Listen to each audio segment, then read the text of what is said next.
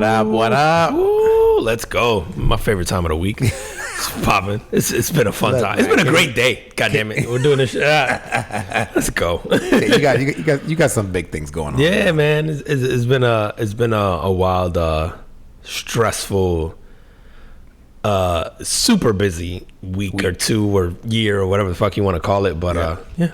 Can't complain. We here, man. We back. We here. Yeah. Let's go. We here doing it again, man. We took last week off, right? Did we? I feel like we took the whole week off, but we did it late the week prior, and we took the last week off. So yeah. But it's all right, folks. We back in here. Welcome back, everybody. Back on schedule. So. Yes. Thanks for joining us. Welcome back, everybody, to the Carpet Footprint Podcast. He is Juan, and I'm Sean, and every week we get together, have a few drinks, talk about things going on in the world, try to focus on things making an impact, whether they be good, bad, or otherwise. Hit them with a drink of the day. Ooh, man, we did actually shocked that this is the first time we've done this on here because it's so simple, but it's great. And Sean threw down a rum sour this week. It's a simple drink and it tastes amazing. So in a shaker filled with ice, throw in 2 ounces of rum. We did Bacardi 10. Right? The Bacardi 10, which I hadn't had. I have had the Bacardi 8 and obviously every other Bacardi, but never the 10. It tastes great. It tastes great by itself, but Bacardi 10, 2 ounces, 3/4 ounces of freshly squeezed lemon juice, 3/4 ounce of simple syrup, a bar spoon of the Bada Bing cherry syrup. Stir that up or shake it in the shaker, really. Pour it into a glass filled with ice, garnish with a cracked mint and one of those Bada Bing cherries, and that's it. And it tastes great. It's just good, man. It's such a simple drink. When you said rum sour, I'm like, shit, I don't think we've had, we've done whiskey sour. Yeah. We've done all of them. I think we've done gin sours and maybe. And I've always seen the sour mixes they say sell in the store. And I was just like, no, man, like how do I make it without it? But yeah, I've tried that with whiskey before and it didn't taste the same, man. It's the lemon juice, bro. Man. Yeah, just fucking squeeze lemons. Yeah, guys, don't. I know it's tempting to buy like the old fashioned mix and the don't do it. Sour mix and the just like literally just buy the ingredients. It's probably cheaper and it tastes so much better. So much better. Just buy the fruit. Yeah, and if you don't like so this obviously even as the name tells. It's a little tart. Yeah. Right? Because of lemon juice. And so you can, if you want it sweeter, you can add more simple syrup, which by the way, says simple syrup. I fucking made it, bro. It's sugar and water. Oh, is that the one you made? I remember you talking about. Okay, I didn't even catch that. Yeah, made the simple syrup, man. Water and sugar. Yeah. Yeah. And then so you can add more of that if you want it to be sort of a little sweeter. But I figured since we was doing the rum, I didn't want like excessive sugar. Yeah. No, for sure. Rum's already a lot of sugar. Yeah. No, you're right. Yeah, it tastes so good. I like this, man. Again, it's such a simple drink. Anything sour is usually pretty simple to make, and yeah, it's delicious. Yeah, but when I made it at home, I was like, how the fuck have we not had this? Yeah, dude. But you know, it's funny, man. I'm thinking about this now. There's got to be a ton of simple drinks that we haven't made. Yep. Like a ton of those 2 or 3 ingredients. You know, because I think the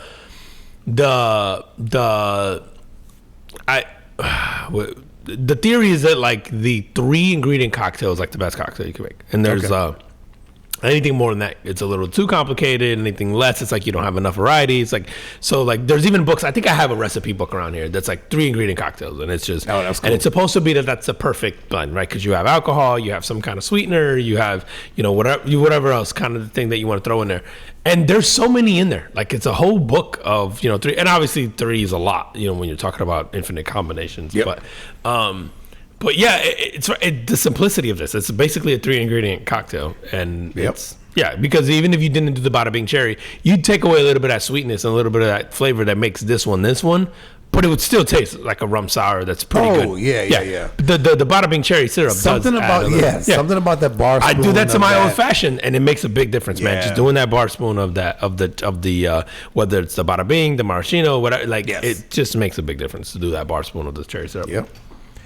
All right, man. Carbon footprint. Hit him with it, bro. I don't even know. It's almost like the snowball effect of what deporting immigrants and stuff has done and all that. But Florida's considering.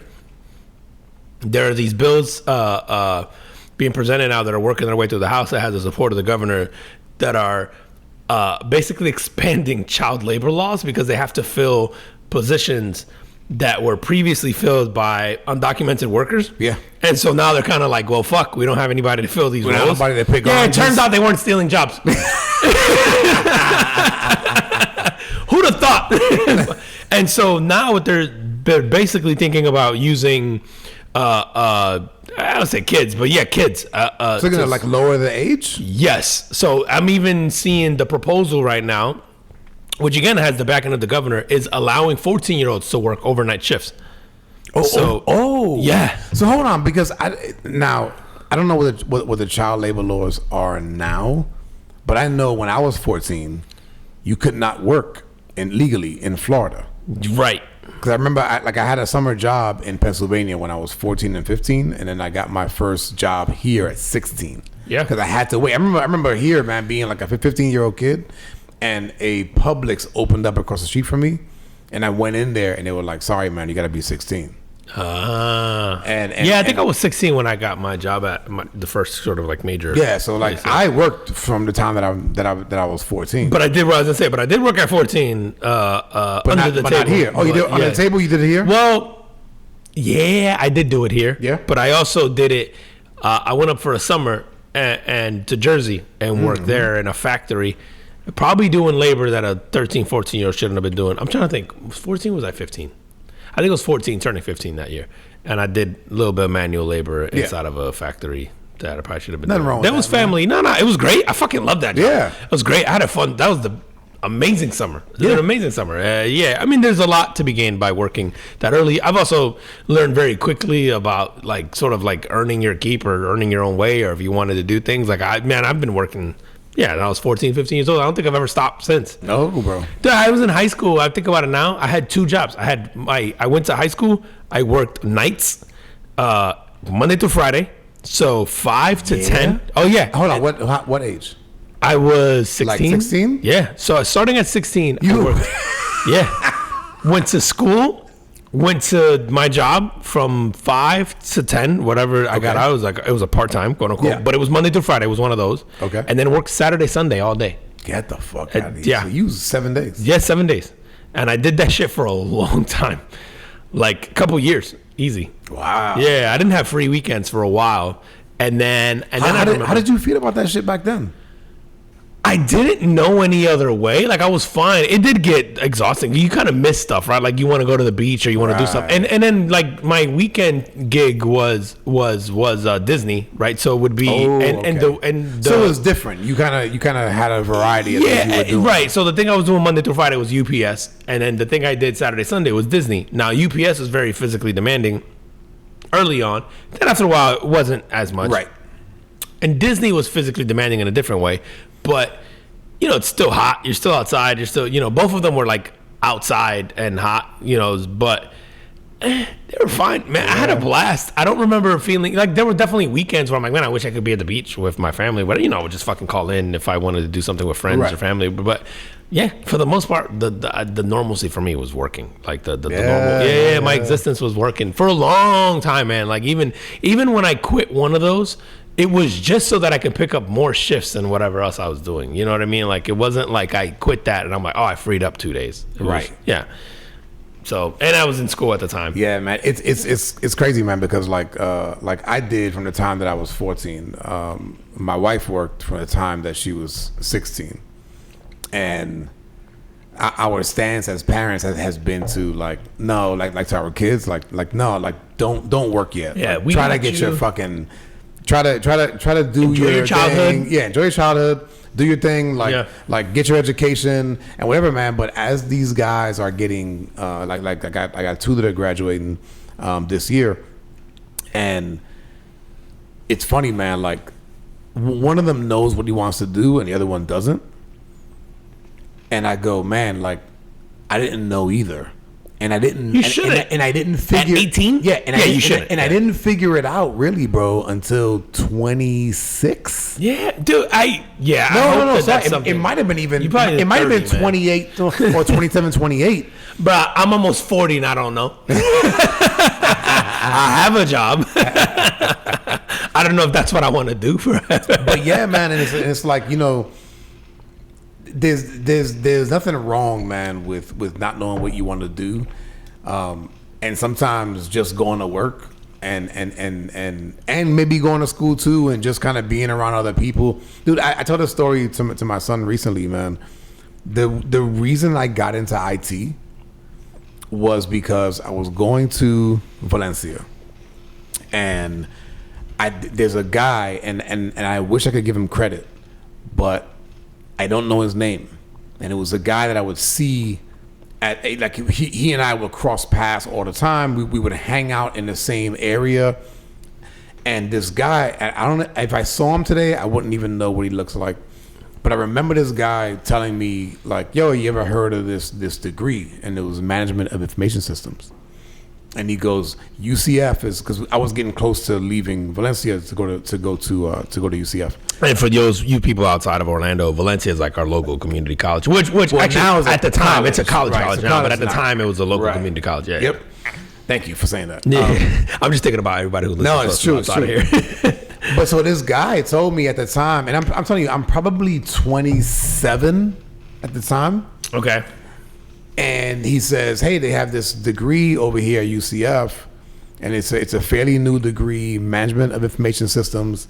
And he's like, it's not a computer programmer, but you can do different things with it. And I remember at the time, I had a home PC, right? And I always remember being intrigued by learning new shit about it. Okay. So that was it. And then when this guy told me about that, I went and I looked at the fucking curriculum at UCF. And my other path was gonna be finance, which is funny. It's funny, yeah, Right? Dude, and it's funny that you say that. I think in spending time with you and talking to you, when I made the transition to UCF, I wanted to do that degree. Okay. The management they of didn't have it, information right? systems, and they had just phased They it out, killed it. and they Yeah, told me they that killed it. they're letting people finish who started the program, but that it was no longer available. But I remember, I changed degrees weekly at that point, and so. But I remember going like, oh, I'll do that one, and then I think I wound up picking like computer science for a time period because it was the only thing I could pick. Yeah. That was sort of like close.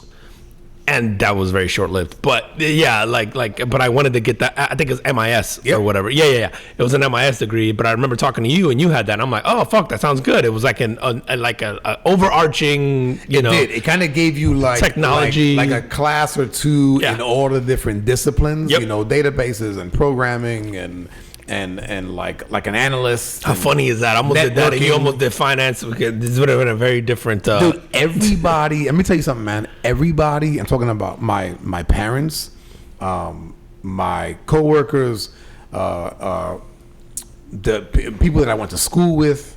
Other than this guy, everybody told me to go finance because at the time, no one really knew what this MIS degree was. Well, this would have been what, like 2000? 2000 and like 01 maybe. Yeah, so it wasn't.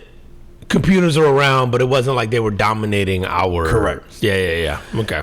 And so everybody told me to go the other way, and I literally sat down in front of my computer with the two curriculums in front of me and looked on the finance thing, and I was just like, that seems boring, that seems boring, that seems boring. And You were right. And on the MIS side, I was like, that sounds interesting, that sounds interesting, and I didn't know shit about any of it either. But it sounded interesting. It just sounded interesting, Yeah. and I was like, nah, fuck it.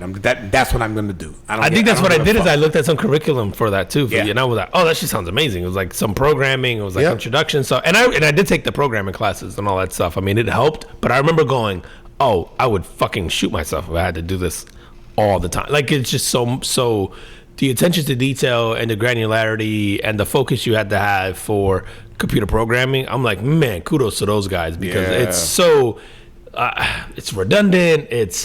I found it to be so boring. You had to be so like every minuscule little detail, every apostrophe that was out in the wrong place. But it did help me, in my career and in stuff, even finance when it came to like Excel and it came to formulas and it came to like automation stuff. A lot of those, like say for example, learning C++ is something that transitioned very well for me into like Excel and writing queries and that sort of thing, like and SQL Server queries and that. Like it's something that helped for sure was through that. But I think like going back to the kids working. Oh yeah, sorry. it's child labor. Yeah, child labor. Fucking, I don't know how the fuck we got but it's, I don't know what the answer is, right? But I do think that there is this perception that you just get rid of undocumented immigrants and fucking everything is better. And it's like, yeah, get rid of the fucking one doing illegal shit, but there's some ones really contributing to society. Right. And if you end up passing something like this in Florida, where it's like, 14-year-olds could work overnight and, they're expanding the hours. I think that's my question, though. Can they work now? No, they're not allowed to work overnight. At all? No, but can they work at all, even during the day? I don't. Ooh, good question. That's the thing. That's my question now, because like I said, when I was 14, I could not get a job unless you found something like under the table. Right, you work off the books. Right, you have to work off the books. I remember being in like even in New York, like as a early teenager, and a couple guys a couple years older than me. They would have jobs and they would be working off the books. Yeah, so yes, in Florida, minors can work at 14, but with specific restrictions and limitations, including work hours and types of jobs they can perform. So that makes sense, because it's like they. I remember when I was working and I was a minor, and even at my UPS they had to cut me out by a certain time. Yep. On a school night. Yeah. So if it was weekend, they can keep me there till fucking whenever. Yes. Same thing with Disney. Obviously they're pretty good about following all the labor laws. Yeah, Disney was great about that. And so they would cut you out at a certain time. But I remember at Disney, I would love that shit, because it would be like, if I was on spring break, if I was on holiday for Thanksgiving, Christmas, kill it. They'd be like, bro, you could live here. And stay on the clock. And I did. I fucking murdered those days, but I was 16, so I was supposed to, but on weekdays, it was like by 10 or whatever it was, 9, 10, you had to be off the clock. And then the weekends expanded. So I guess now you can work at 14 technically, but you can't work overnights, and the hours there's like a curfew.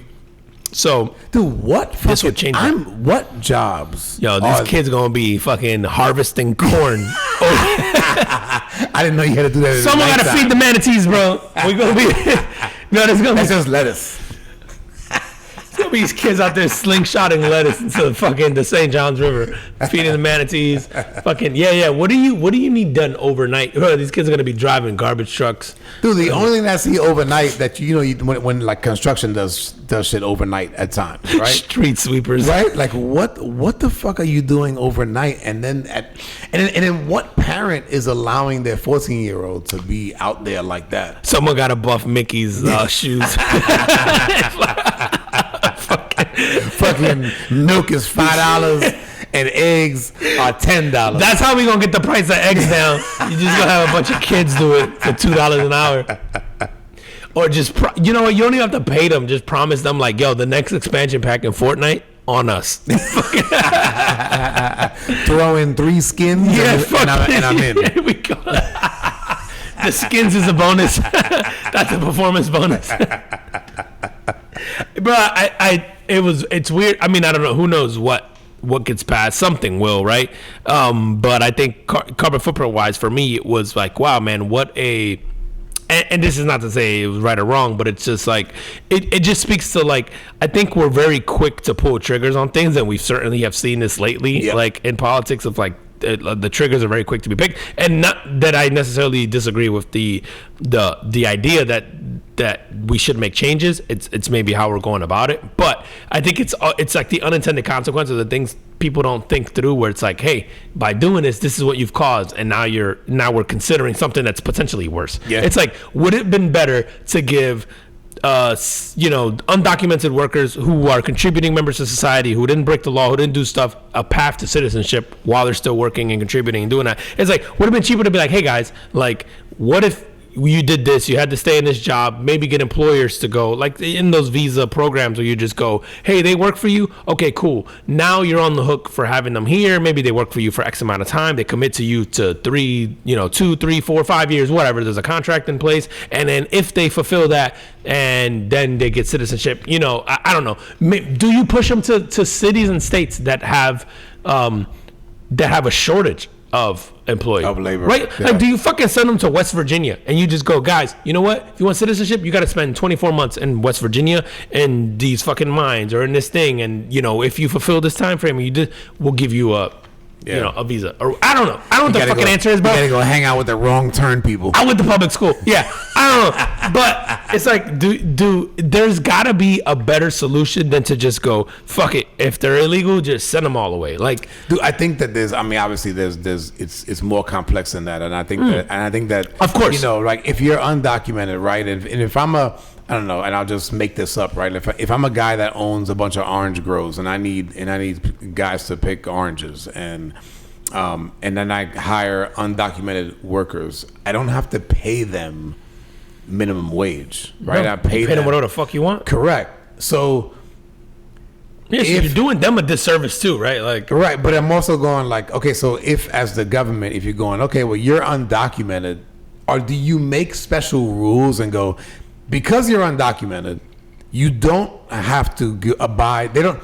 The employer doesn't have to abide by these rules, and they can pay you less. I don't think so. And the reason I don't think so is because I think. But then you also fuck the employer. No, but you tell the employer like you got to pay them normal minimum wage, right? You can pay the minimum wage, but to me, it's like if the idea is. Dude, I don't think so, bro. You're selling them the American dream, then they should at least qualify for minimum wage. No, I don't think so. No, you think they could just be paying $1 an hour? No, I don't think so either. Right? I think there's going to be some, but I don't think. I think that there has to be. We already know that some jobs just don't demand minimum wage. Sure, they just fucking don't. Yeah, but what's minimum wage? Well, isn't it going to be $15 an hour? Yeah, but it's $7 right now, right? I don't know. I think it's gone up. Really? Let me see. Yeah, check. Minimum wage. I think it's still $7.25 or whatever the fuck. No, I could be wrong, man. I think that's dead, bro. That's just been raised, and I know that there's a path here, like with I think federally is definitely up, and $13 an hour in Florida. I should just stop right there. We'll leave it in Florida. Yeah. $13 an hour, bro. Yeah, what doesn't need $13 an hour? Yeah.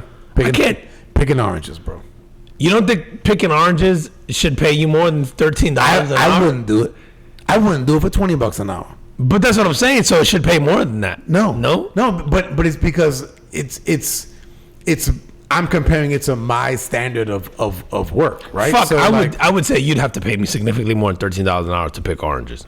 Yeah, because of where you've been in your career. Yeah. Right? Now if my son is gonna go pick oranges, I would tell him too, like, bro, like you should. I mean, you gotta demand a minimum wage, but you're a citizen. I think you would have to make some exception for undocumented workers, but then again, I think there's so many like things that it's could not. come from but that, I think right? we're thinking about I think when you and me are thinking about like $13 an hour, we're thinking about but when I worked, it was $5 an hour, right? And so 13 sounds crazy, but in the grand scheme of life, right? No, $13 an hour, it's fucking trash, right? So I go. $13 an hour to pick oranges. You're outside. You're burning in the sun. Your back's gonna kill you. Your thing's gonna kill you. It's a thing on labor. I go. It's not worth $13 an hour. Well, then I wonder what they're getting paid now. Right, it's prior to this, probably $5 an hour. You know, whatever it is. I wonder what they were getting paid. But the devil's advocate side there is like they're coming from a place where $5 an hour is probably a lot. You know what I mean? Like I don't know. But I think that, I think what this has shown, and I think what we've always known, is that there are a lot of jobs out there that are taken up by undocumented workers that nobody else here wants to do, right? Because now we're considering letting kids work, right? And I think we've always known that. And that's not to say, like, because of that, you should just let them all in. And the overnight shit for a 14-year-old is kind of wild. Yeah, it is wild. Bro, can you imagine your boys at, you have a boy that's not too far from that age. Can you imagine him working overnight? No, not even now. And he's older than 14. And he's older than that. And like, would you want him to? No. You know what I mean? Like, it's like, and I think you and I would be like, I would have done it.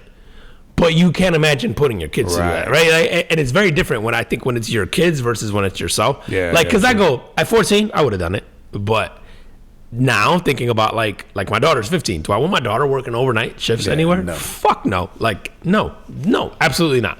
right? Do I want my daughter picking oranges overnight in some fucking grove? Like, no. Or even being a cashier or working a toll booth or whatever, like overnight? No. Absolutely not. Like, there aren't many jobs that I would want her to do, if any, overnight. Like, there's none. 0 jobs overnight. Like, I'm with you. It's like I'm almost in the experience or in the, and I have to find the balance yet. I haven't found it, but in the go enjoy being a kid. You have 18 years of your life to be a kid and fucking 80 if you're lucky to be an adult. That's plenty of time to work and do all the other shit and do whatever. You know, it's just like, enjoy being a kid. Like, and so as much as I can help it. And if you get 80, you're lucky. Right. As I'm saying, if you get 80, but still, even if you get 50 years of being an adult who has to work and all that, fucking sucks. So then enjoy the 18 where you don't have to get a job and you don't have to do stuff. Like, if you want a job because you know, whatever, you have some other reason, cool. But I think my goal was always to, like, I don't want to make my kids feel like at 15 they have to work. Right. It's like, you want to do it and there's a lesson to be learned there and there's something you gain from it, sure. But I don't want you to have to. Like, that's what I'm here for. Like, I'll figure that out. Like, go enjoy being a kid. Go enjoy your college experience. Go, you know, do that. And then you got 50 years then to go fucking do this. Like, it's funny. I love now when my kids ask me shit, like, whether it's like, they'll look at it. Like, I'm pretty transparent now with them about, like, if they see like a bill or if we go out to eat and they see what it costs, you know, like, and you know, one of the best things that's happened is like the fucking giant tablet where you're paying a fucking like a dinner bill and the kids, and they'll be like, that was $120. And you know, they'll be like, we had sandwiches. You know what I mean? Like, it's just like, yeah, you know, like, that's what it costs to be an adult, bro. You know, it's just like, and they'll just be like, that sucks. And I'm like, yeah, I know. Enjoy being fucking 11. You know, it's like, bro. We took my mom out for dinner for her birthday a few months ago, and my mom is older, so she doesn't eat much. She's the cheap date. Like, I'm taking her out for dinner, but it's my family that costs me so fucking much. And it's those like 5, and then your mom cost you $20. And yep. I'm like, I should have just took her out by herself, just me and her. I bet you'll do that next time. But we want to spend it with grandma. No, y'all don't.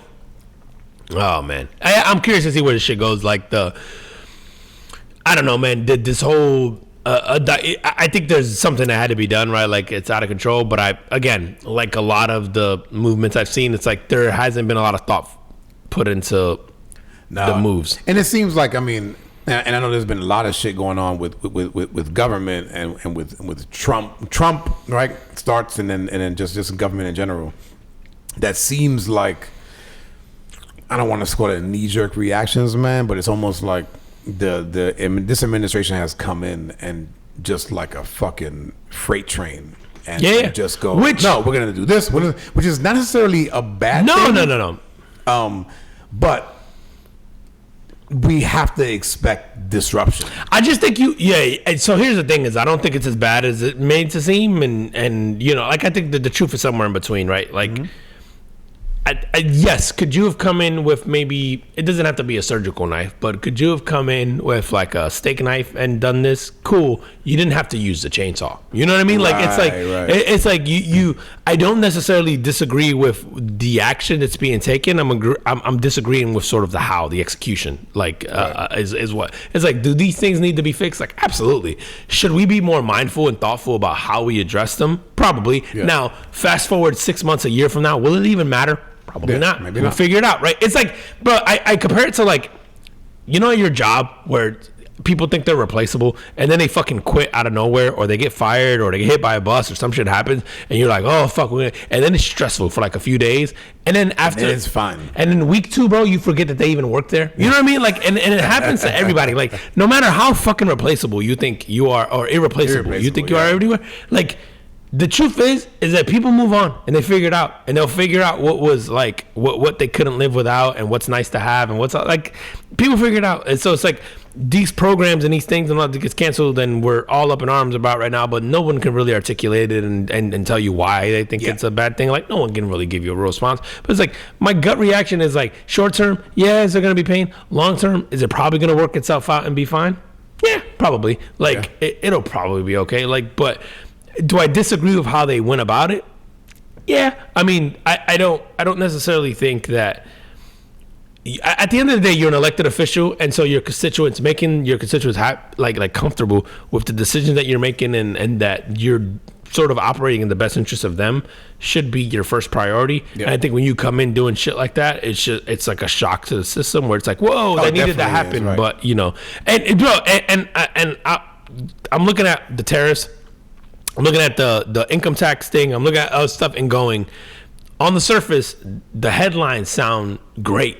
Oh, he's going to charge, like we're now charging 25% tariffs on cars or whatever it is, right? Like as an example. And it's like, who do you think is going to pay for that? Like, because the idea is like, okay, so then if you continue to manufacture overseas and these people come here, right, and the cars come here, you're paying more for your car. Like ultimately the consumer pays for that. However, if you move it to America, which is the idea, if you build a plant, you build a plant here and they build the cars here, you also have unions here, and you have the minimum wage here significantly more than it is in Mexico and in some parts of Canada and all that stuff. It's like, so then you're going to pay for it either way.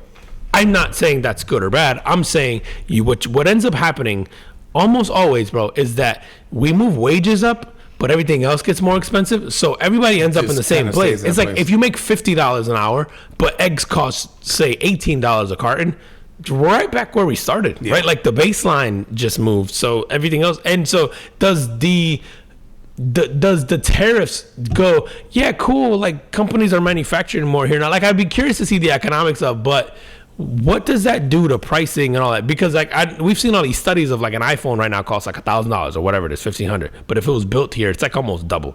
Yeah. And it only costs that much because it's built in China, right? With the cheap labor and everything else. Right. It's like that happens to everything. Apply that to cars, apply to any kind of manufacturing that isn't already happening 100% here. Yeah. Like, so you're gonna pay for it one way or another, but it's like, do you feel better because your check's higher, even though you have to spend more of it to get the same stuff? Like psychologically, like, are we just that sort of? I think the big out of tune. I think the big win for him, if he could get it, is that income tax. If he could get that removed, I don't think so either. You don't think the income tax thing would be? Well, let me take that back. Tell me why. Okay. Let me take a step back. Yes, for the vast majority, most people make under $150,000, right? And that's who he's taking this income tax from. Mm-hmm. So yes, from that perspective, yes, like most people making minimum wage, people, like a whatever. It's less than like 5%, I think, of people who make $150,000 or more. It's like a very small number in the United States. Well, hold on, bro. No fucking way. Bro. Yeah, I'm almost positive. We can look it up. People who make over. Oh, wait. People that make over 150 is 5%. Over 100K. Yeah. I'm going to go 100K. Yeah. Oh, I thought you said people that make under. No. Yeah, sorry. No. I make under. Like, hold on. Who make over that? Sorry, fuck. Over 30% of American households make over 100K. That's the whole household. Yeah. So... But how about over 100? In 2023, approximately 17% of U.S. households earn between 100 and 150. So 149, 999. 17%. That's combined income. Yep. Right? So what he's saying is if you're a person who makes under 150, you're not susceptible to income tax. Yeah. So, yeah, it'll help those individuals out. Now, what I start to think about is what happens to the individuals that make that or more? What do you need to make now for it to be a raise? Like the unintended consequence of this is like if you're a business, right? Yep. And you have someone who makes 145. Okay. And you're like, I want to give you a promotion, but this promotion entails getting these new perks, this new stuff, but also more responsibility. We're going to pay you 170. And you're this person and you go, well, 170 at 22% tax right.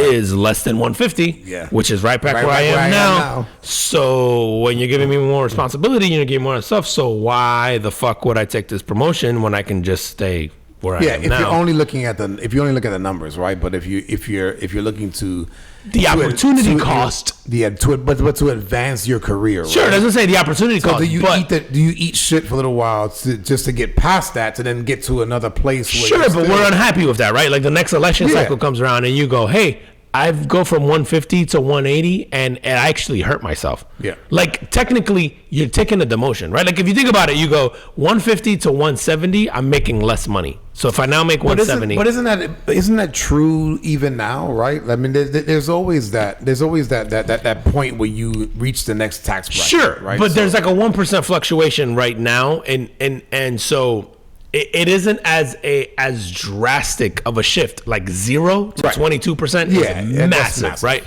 So you go, what do I have to give you for it to be considered a promotion, right? Because I go, you could give me 200, and I go, well, 200 at 22%, that still puts me down at like 160 tax. And listen, I get it. Everybody's tax situation is different, right? So you get all this stuff, and so you can bake in. So it's not as simplified as that. But you go, really, that might be a $5,000 promotion, right? It's not a $50,000 promotion, correct? And I gain the responsibility. So what's the cost of, like, I think what you're doing is you're creating, it's great in theory. It helps probably the vast, and maybe the answer is too bad, so sad. Like, yeah, right. It helps. It is what it is because it helps over 80%, right? So it's like, so you go with the majority and that's fine. But then I could see like industries, I could see businesses, I could see companies just, and a lot of people going, yeah, fuck that. I'm just going to stay making 145 because unless you're going to give me 230, right, my life doesn't change. Or even 200. Or but even 200, your life doesn't change. Dude, 200 at 22%, you're paying a 40-something thousand dollars in tax. You're right back at. True. You know, it's like again, and that's an oversimplification, right? Because there's deductibles and tax credits, and yada yada yada. Like I get it, but it just in its most basic form, 150 to 200, you're basically making the same amount of money. But let me ask you a question. So when we do taxes, right? So like my wife and I filed jointly. I want to say that this year's it's close to 30 G's. You mean the standard deduction? Yeah. It's like 27. It's something like that. Yeah. So you could make 177. And the standard deduction gets you. Yeah, but I'm assuming if you're saying I'm eliminating income tax for 150, no, everything else has to change with that. Are you still giving us the standard deduction? I don't know that. Yeah. No, that's true. But maybe to your point, then you can get to 170. Right. 177. And then do that. Yeah, for sure. Like that's I don't know. You'd have to change the entire tax code for things like that and for earned income tax credits and that sort of thing to make this work. Which again, in theory, you hear on the surface, you're like, that's amazing. And it is amazing for a lot of people. But I think what happens is now the middle class or the upper middle class, we're right back in we get fucked all the time. The upper middle class it's like, bro, you either have to be super wealthy or you have to be poor. Right.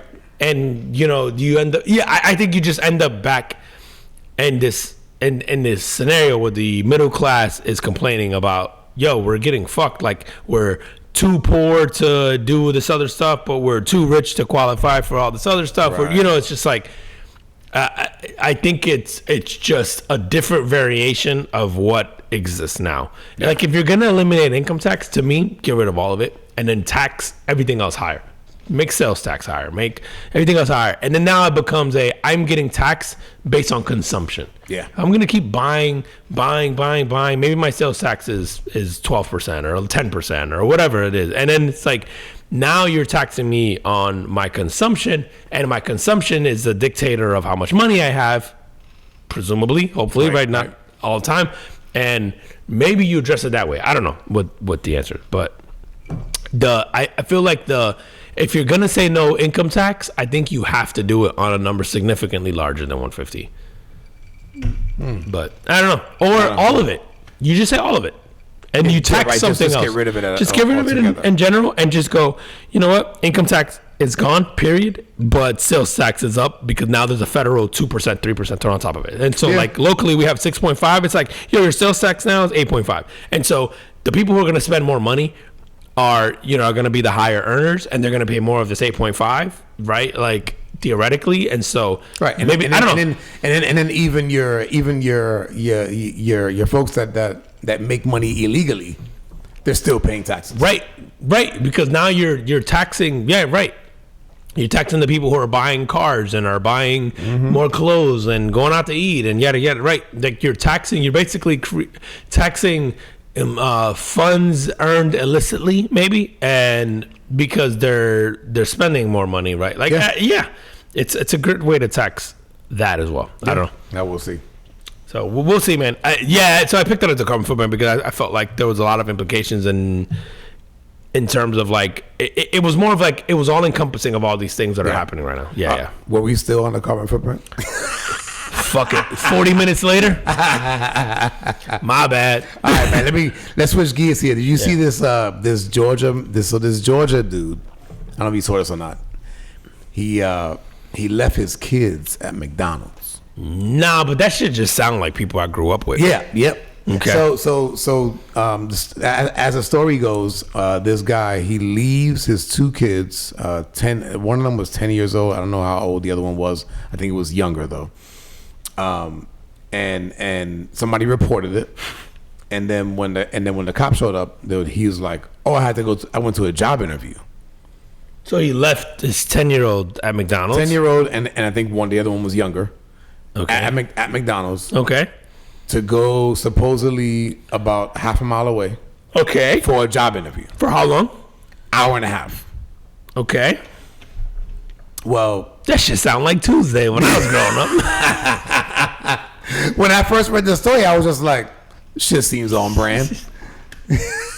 I'm waiting for the bad part. Okay. I mean, normally they leave you with some other family member or whatever. Now, did the McDonald's have a play place? Ooh, good question. You don't know? I know it was in. Like I say, it was in Georgia, but it might. Anyway, when this story first came out, there was a lot of people in the black community that was just like, "Yo, like, shut the fuck up!" Like the guy's trying to go to work. Like, he needs to leave the kids somewhere. Yeah, if that's right? a legitimate reason, and the kids made it safe. Right? Like, I'm not gonna knock. I get it, but and Antonio Brown, the former wide receiver, he hears about the story. Mr. CTE. Yeah, he sets up a GoFundMe and collects over $70,000 for this guy. Damn. But then through interviews and surveillance cameras and interviews with his kids, the cops find out that the kids basically ratted him out and was like, "Yo, like he leaves us a lot. He told us he had to go deliver this backpack." Yo, he taking on one of those jobs that was abandoned by undocumented work. Come on, man, backpack deliveries, we know. Oh, that's amazing. Do we care? Well, somebody does, right? I mean, are you feeding the kids? Do you give them money? Did they get to have a fucking McNugget? Well, the guy got charged, man. He got charged with deprivation of a minor. Deprivation? I don't even know what that means. Me neither. Fuck that word. That's an SAT word. Goddamn, deprivation of a minor? That shit sounds serious. But yeah, man, he, I say, come to find out, like as it looks, it definitely wasn't for an interview. And the kids are like, yeah, like he does this shit all the time.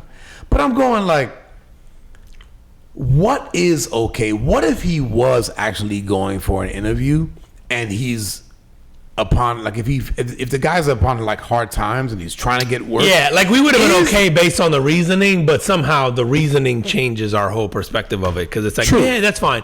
But it's like, but what if it was? But I think also it calls into question to me is like, do we care about the kids? What is it that we're concerned about? Because if we're concerned about the kids, then it doesn't matter why you left. We're like, yo, but you left those kids there on their own. True. Is that the concern? Like, because if that's truly the concern, then it doesn't matter why the fuck you left. That's true. You know what I mean? Like, or are we looking to judge? Because that's different. Like, it's like, are we looking to go? Always looking to. Yeah, no, that's what I'm saying. It's like, are we going? Oh, you left them, but you had a good reason because you're trying to get a job there, so that's okay. Like, you had to get them, right. And it's like you're less of a piece of shit parent because you're trying to make better their life and yours, and yada yada yada. Right? It's like so, but. Or do we care about the kids? Because if we care about the kids, it doesn't matter. No, I don't know, man. We're just in this fucking like outrage online. We just want to complain about some other people. Dude, how many neighbors do we know do shit like this growing up? How many times have you left home alone at fucking? How old are these kids? You said 11? 10, and then the other one was younger. I don't know. Yeah, bro, think about you at 10 years old, and I want you to think about the shit you kind of did. Yeah, dude. But yeah, and it was fine for longer than an hour and a half. Oh, way longer. I walked home from school at 5 or 6 at and was home alone. Way longer than an hour and a half. Like, yeah, I know. Like for me, we used to all go. Like me and my cousins would go to my grandmother's house. Yeah. But that was like nobody was coming to pick us up. Yeah, you hopefully made it there. Just made You go fucking. And there's nothing wrong with that. I'm not saying it's not. It's just the way it was. It's just the way it was. It's the way we grew up. It's like I don't know. I'm feeling. And it's funny, man. My grandmother's house was actually further away from my actual. Just going to your actual house. Now, if you're telling me he left a 10-year-old with an infant, probably a little fucked up. Yeah. But if he left, if they were, I don't know, 10 and 8, say, and he bought them food and they left them with some activities and they're sitting in the McDonald's eating some chicken McNuggets and doing some shit. There's a place, there's food, there's thing. I'll be back. Y'all hang out. Yeah.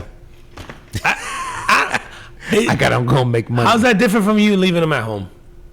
I'm not saying it's right or wrong. I'm just saying we just mind your fucking business. Like, because your neighbors are leaving their kids home alone and they're doing stuff, or your kids are walking home from school. Out of sight, out of mind. Yeah, bro. I don't know. Yeah, right. It's just maybe because it's like it's in McDonald's and we're just like, I don't know. I don't know what the right answer is, bro. Because I think about how I grew up and how independent I am and how much time I spent alone and all that stuff. And I'm like, certainly did me good, right? Like being sort of that independent, that young. It's the independence. There's definitely pros to it. Sure, there's cons. Yeah. But then it's like on the flip side of that, it's like, am I robbing my kids the ability of being like? Because I'm not like that with my kids at all, right? Like I'm very protective, right? And it's like, but now am I robbing them of opportunity to be better adults, more independent adults, more responsible by sort of like, I don't want to say coddling them, but hand-holding them through everything and supervising them through everything versus letting them sort of experience things on their own and having a chance to fend for themselves and do even something as simple as leaving your kids alone for a few hours and have to cook themselves lunch or whatever. It's like that's character building, skill building. I don't know, that might seem like an over-exaggeration, but it really is. Like I think about me as a kid and the times I've had to like make myself ramen noodle or fry an egg. Yeah, it's like there is something to that carries sort of that, I don't know, that holds weight, I think, for the rest of your life to some extent. And what's funny, man, sometimes like based on our own experiences, and I do this at home, based on our own experiences, I'll just speak for myself, I pass judgment on my kids when I look at their age and the things that they're able or not able to do. Yeah. Based on my own Based on your own experience. Yeah, and I do that too. And then I catch myself going, well, it's my fault. Yes. Like I'll be like, stop being a puss. Yeah. And then I'm like, fuck, that's my fault. You're a puss. You know what I mean? No, it's very true. It's like, because you wanna I don't want to say give your kids more than what you had. No, that is it. Yeah, it's that, and it's also but more than you had is like it's comfort, it's freedom. In terms of freedom to not be as responsible, right? Freedom to sort of explore being a child, being a early teenager, being a young adult, whatever it is. Like, yeah, we sort of strive to go, hey, we did that, so you don't have to. Right. Like I get that sort but of I wonder if does that make them, or will that make them better humans? Well, I think I struggle with that. Like, I don't know if it makes them better. Does it make them worse? Like, does it make them, like, we consistently make fun of like, oh, this generation's soft, or these kids are thinking. And I'm like, oh, I'm raising one of those soft people. It's like, it's hard not to think about it that way. It's like, I'm glad, like my son and my daughter are at this age where you can have like these really like serious conversations, and they'll ask you things that are force you to sort of think in these really profound ways, because you're like, man, that's a crazy observation from a 11-year-old or a 15-year-old, and it does lead to like, well, like sort of like what we talked about last week with the Anthony Mackie stuff. Like I've been able to have conversations like that with my son and daughter as to the whys and whats and the beliefs and whatever. It's like, is that enough? Is the conversation enough to get them there, or is the experience that we had, or is it a combination? Like there isn't a manual for parenting, right? So I don't know, man. Because I consistently feel like I'm letting my kids down based on how much I'm sort of babying them now. Yeah. for lack of a better term. And I can see why you would say that, but I would say this, man. It's like, I think that we're doing the best that we can with the information at hand. You know what I mean? Like, we don't know what is right. I think I struggle with the fact that we presumably have more information now than we've ever had. Yeah, but your kids will have even more. And does that information tell me my way is right or better than my way? I don't know. Yeah, no, and that's what I'm saying. So your kids will have even more information than you do, and I believe that they will struggle in the same manner. I watch certain things that my kids struggle with, and I feel disappointed sometimes in myself, because I go, did I let you down because you don't know the answer to that or know how to do that? Because I knew that 4 years before where you are now. Or was I forced to grow up way sooner than I needed to because of the circumstances, right? Because there's also that, right? Like, I look at my kids all the time, and in my mind, I'm going, why the fuck do you not know what to do, right? And then I go, or was I not normal? Like, was my upbringing different? And I don't think it was, right? No, but it was, bro. Right, but it was compared to theirs. Yeah, that's right? what I'm saying. But was it in terms of like just societal norms? Like, because I think they were societal norms. It was societal in norms our time back then. That's right. Yeah, it was. But. And you know what? For some folks, that is still the norm, right? There's still families that struggle, and maybe both parents have to work, or maybe there's not two parents, maybe it's just one parent, right? So I even see like my kids' friends at school, and they'll tell me about what they do. You know, whether it's driving without a license, or at a very early age, like I remember one of my sons telling me, oh yeah, like so and so drives, and they were like 15, and I'm like, their parents let them drive, and he's like, yeah, like he just takes the car. I did.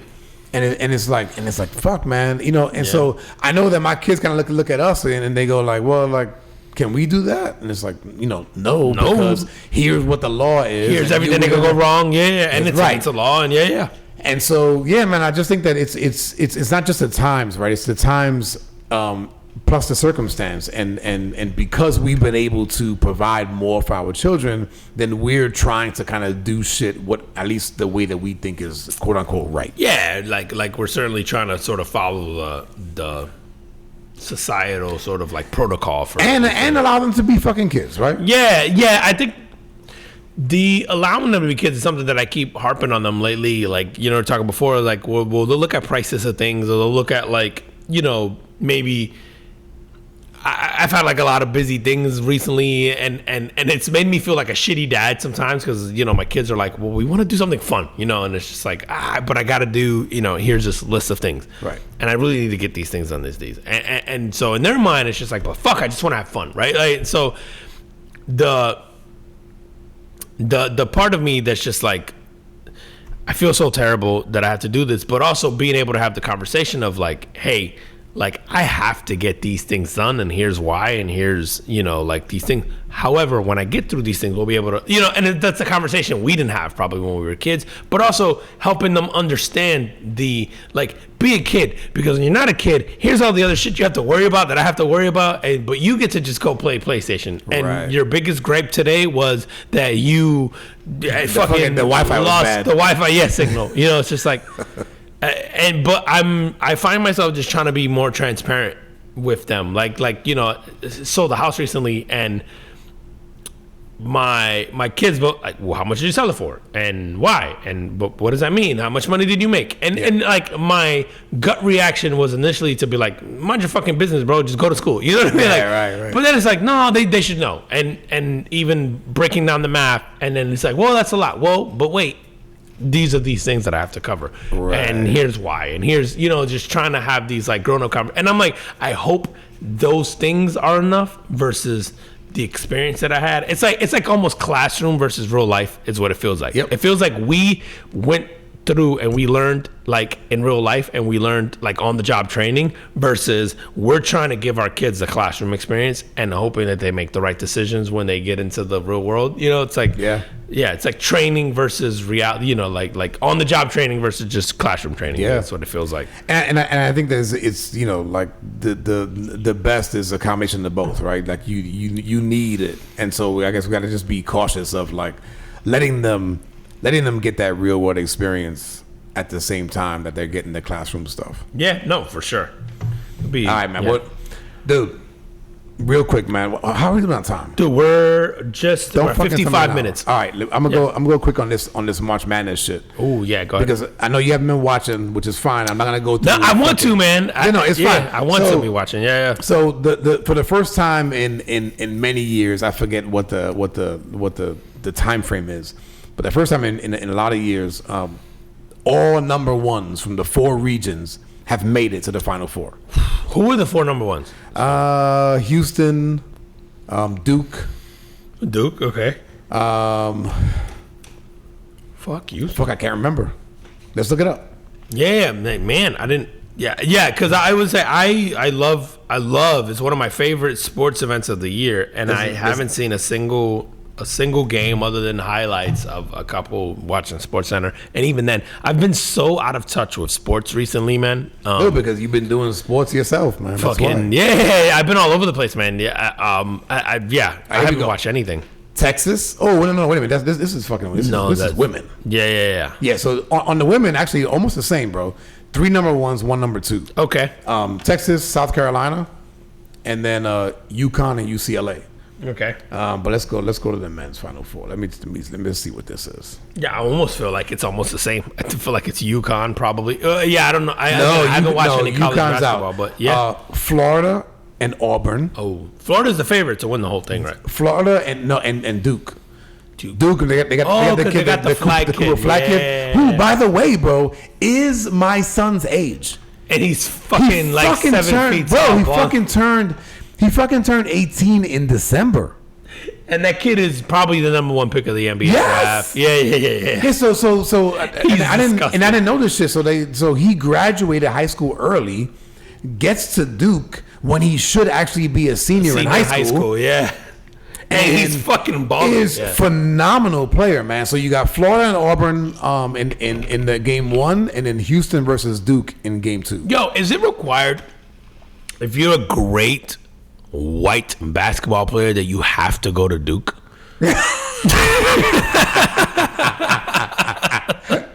Like, is that where the great white hype goes every time, bro? Like the Duke always has. They can afford you. They can. Yo, if you're a great black kid from the Carolinas, you go to North Carolina. If you're a great white kid from the Carolinas, you go to Duke, or just anywhere else in the country. Fucking every time Duke has a stud superstar kid, it's always a white kid. Name the last black Duke Jason superstar. How long ago was Jason Williams? It was a while ago. The fact that Jason Williams was the first name I thought of in my head, and you came out with it. Only because I see him on ESPN all the time, man. He's an analyst on ESPN, so that's why I see him on there. But you're probably not wrong. I know there's been people since him, but there's been no stars since him. Yeah, I don't know. But going back to this, man, it's like you got these 4 number ones. Yeah. And so what has been coming up lately are the nil deals affecting college sports, right? So the nil deals, for those of you who don't know, is like the college's ability to pay these players, to pay the great players. So one of the great things about March Madness is typically like the Cinderella stories, right? It's the colleges that we don't hear about, because 64 teams have a chance to win the championship. Yeah, you'll get some George Mason and Butler in there occasionally. Yeah, and dude, back like full disclosure, man, back in like the late 90s, it was like Creighton and Gonzaga, who now 25 years later have established themselves. Yeah, their powers. Their powers. Yeah, Gonzaga is a traditional power. Yeah, I would say. But back in like the 90s, bro, it was like they were like the Cinderellas. They were just like, who the fuck is Gonzaga? Who the fuck was Creighton? Yeah, shout out John Stockton putting Gonzaga on the map, yo. And so they've developed themselves over the years, and with really good coaches and what have you. But now with the being able to pay the players, it appears that the power schools are going to be able to snatch up the good players. That's what we talked about here. Remember a few months ago we had that conversation right here. It's like this just keeps the rich get richer. Right. The traditional powers get richer. Dude, you saw this happen with Rick Pitino and John Calipari. John Calipari changed schools. I know Rick Pitino, I think second year at St. John's. Something like that, yeah, made it into the Sweet 16, I think, or close. And then John Calipari goes from Duke, and people are like, "You're out of your not Duke, sorry, Duke, Kentucky. You're out of your fucking mind. You go from Kentucky to Arkansas, who's not a basketball, not a traditional, not anything. Not until now. And now they're in the fucking. They made it to the Sweet 16 also, or Elite 8, right? Arkansas. I can't remember when the hell they lost. They definitely made it pretty deep, but they ended up playing beat Rick St. Pitino John's. and they beat St. John's. And St. John's is ranked higher than them. Yep. And I think similar to this nil deal, I go Rick Pitino and John Calipari were the original nil deals in college sports. Like it was, they always had like some kind of some sleaziness behind them where it was like they're not that much better at X's and O's. They can't be. There's no way. People would have figured it out, right? So they're great leaders. And I don't think you can take that away from them. These guys are excellent leaders. Also, money follows them.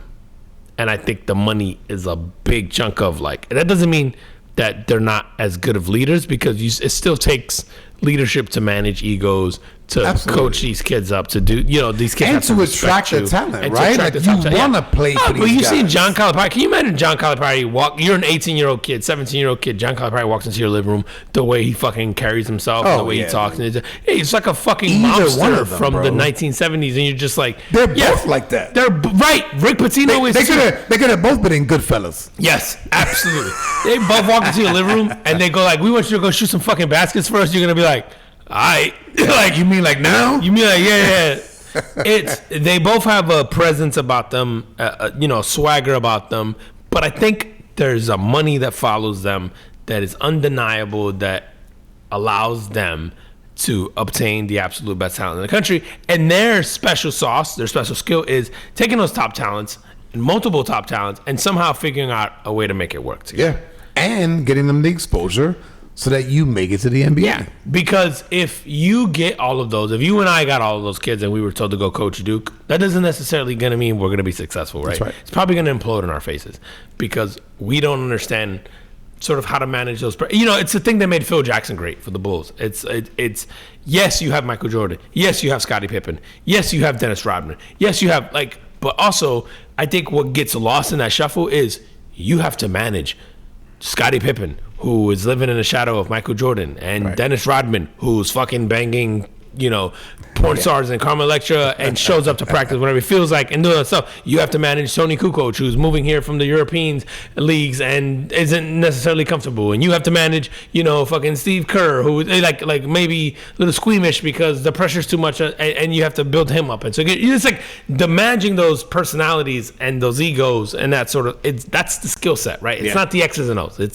And yes, like some of these guys come out with innovative, Phil Jackson had an innovative offense and all that stuff that he drove, but it was like what made him was his ability to lead sort of like men who were elite in what they did, right? And that's a skill in itself. And dude, leadership matters so much, man. And those of you out there, like we all know that when you go to even a job, right? We've all worked for bad managers. We've all probably worked for some good managers, and man, it's such a different space that you're in when you have a leader that not only motivates you but gives you purpose, and you know what I mean. Like there is something to that, and I can see that in like a Calipari and a Pitino. Yeah. Like you want to go play for these guys not because of what they've done, it's because of what they're gonna pull out of you. Yeah, dude, I did a thing today. that was essentially a sales pitch, right? Okay. This is for work. And it was essentially a sales pitch.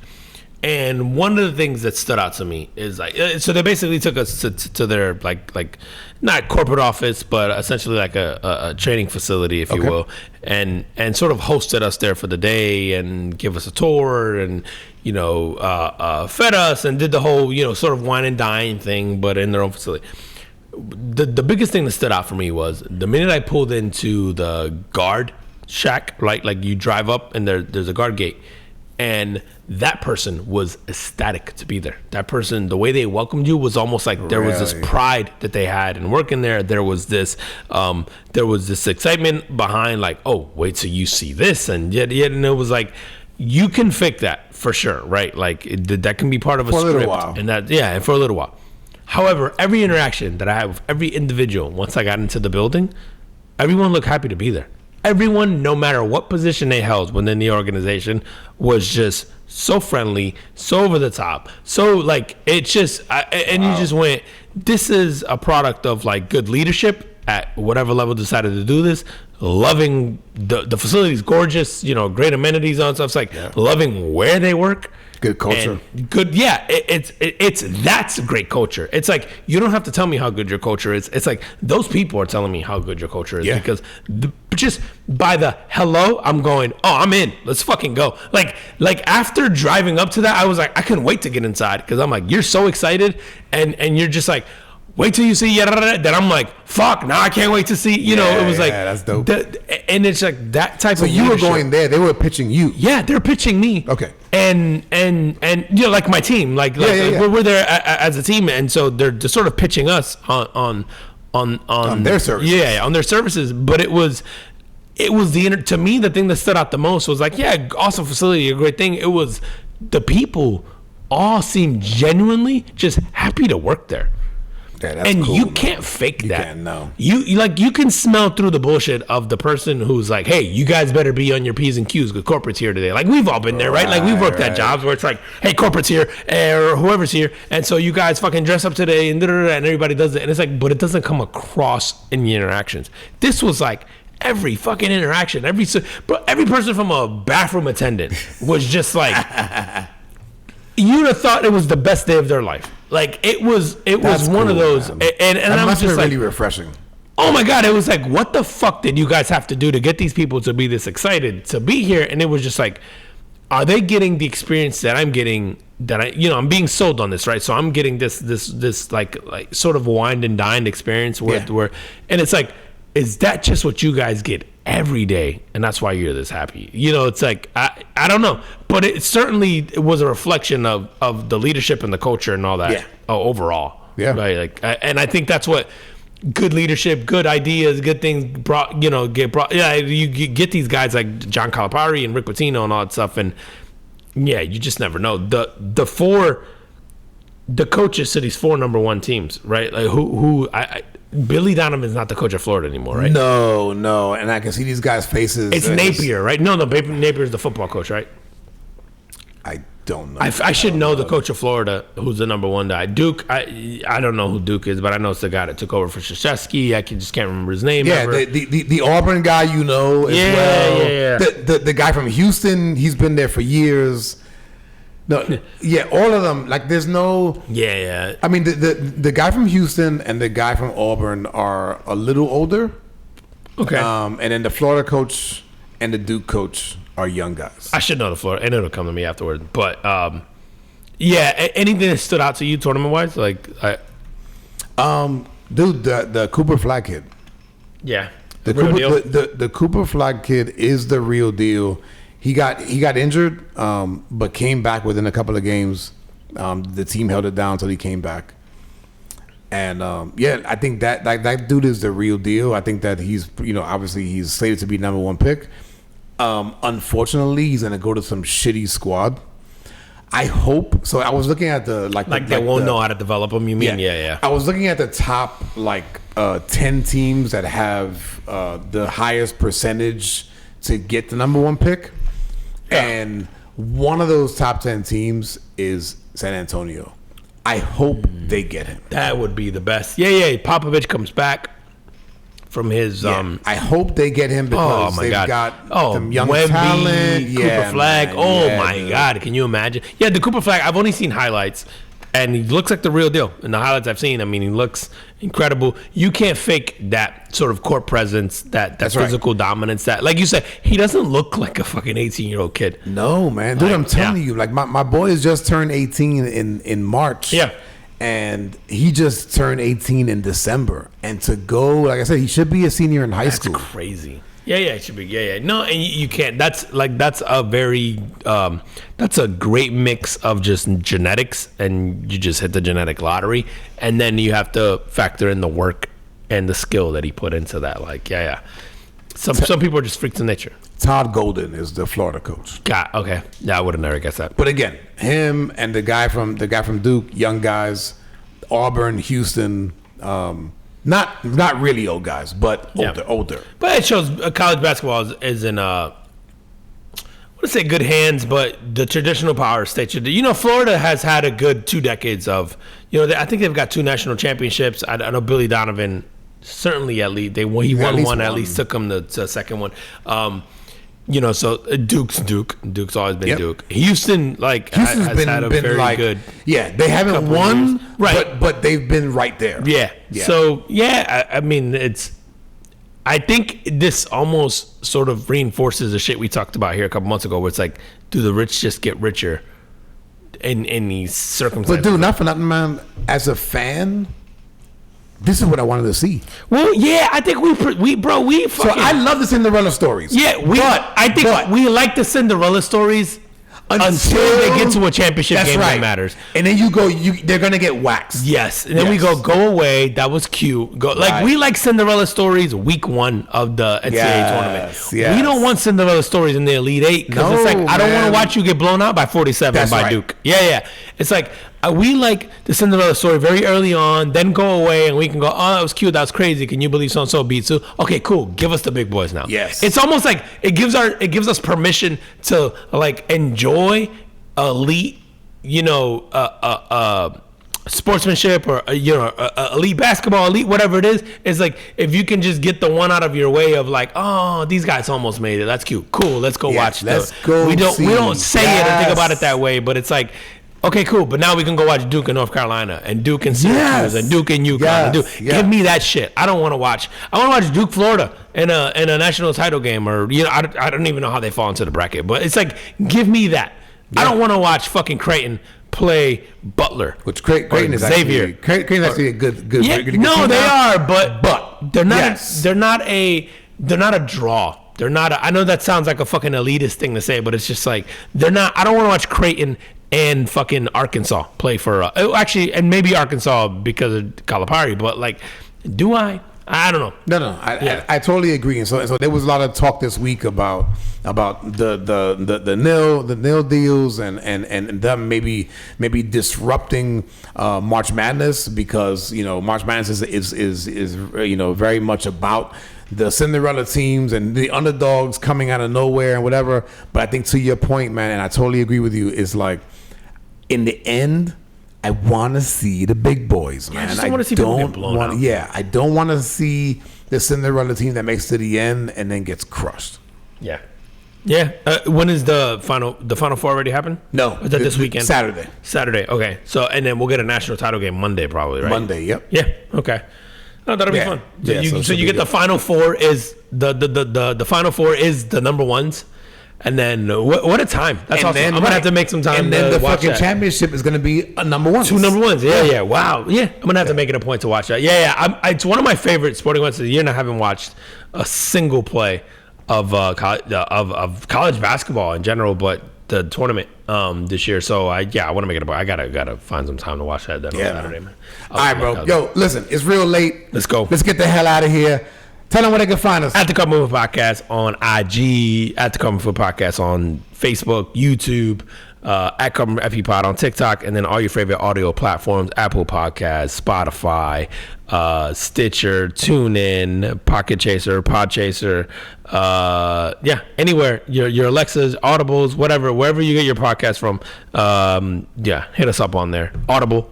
If you like to listen to books and you want to switch and take a break to the podcast, Audible as well. So Yeah, hit us up. Absolutely. And as always, we appreciate you guys. We'll see you next week. See you next week. Peace. Peace.